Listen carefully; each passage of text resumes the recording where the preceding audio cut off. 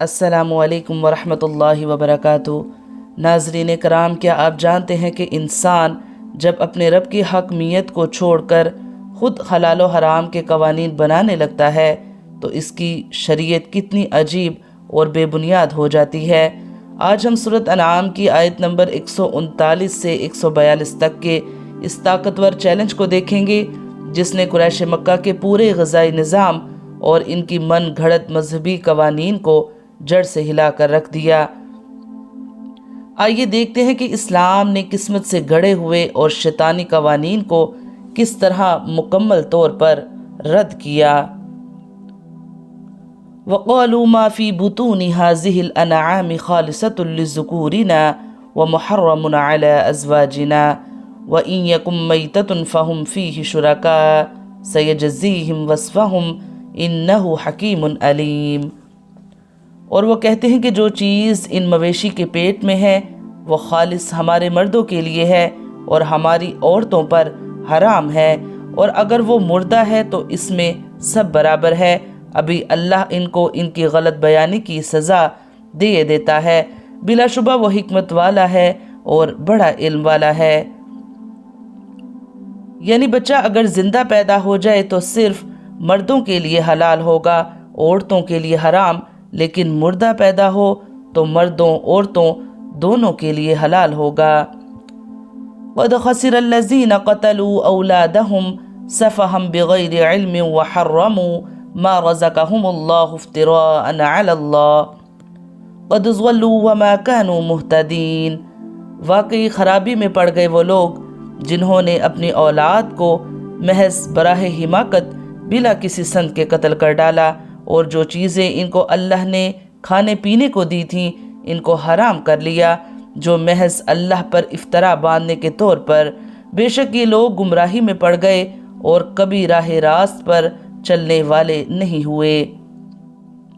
فرمایا جن لوگوں نے یہ کام کیے انہوں نے دنیا اور آخرت میں خسارہ اٹھایا۔ دنیا میں اپنی بے وقوفی اور جہالت سے اپنی اولاد کو قتل کرنے کی وجہ سے اولاد سے محروم ہوئے، اور اپنے اموال میں سے کچھ چیزوں کو خود ہی حرام قرار دے کر اپنے آپ کو تنگی اور مشکل میں ڈال لیا، اور آخرت میں اللہ تعالیٰ پر جھوٹ اور بہتان باندھنے کی وجہ سے بدترین انجام سے دوچار ہوں گے۔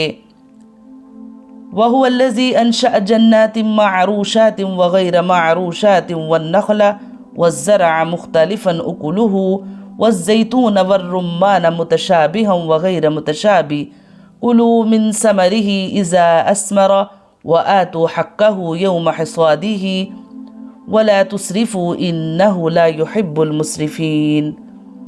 اللہ وہ ہے جس نے باغات پیدا کیے جن میں سے کچھ بیلدار ہیں جو سہاروں سے اوپر چڑھائے جاتے ہیں، اور کچھ سہاروں کے بغیر بلند ہوتے ہیں، اور نخلستان اور کھیتیاں جن کے ذائقے الگ الگ ہیں، اور زیتون اور انار جو ایک دوسرے سے ملتے جلتے بھی ہیں اور ایک دوسرے سے مختلف بھی۔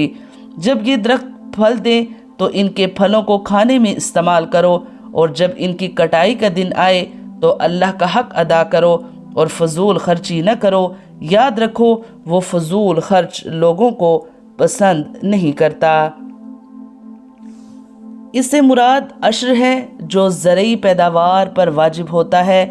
مکی زندگی میں اس کی کوئی خاص شرح مقرر نہیں تھی، بلکہ جب کٹائی کا وقت آتا تو کھیتی کے مالک پر فرض تھا کہ جو فقراء اس وقت موجود ہوں ان کو اپنی ثواب دید کے مطابق کچھ دے دیا کرے۔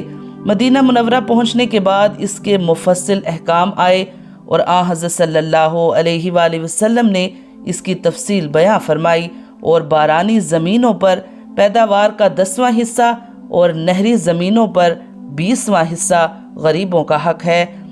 آیت نے بتایا کہ یہ حق کٹائی ہی کے وقت ادا کر دینا چاہیے۔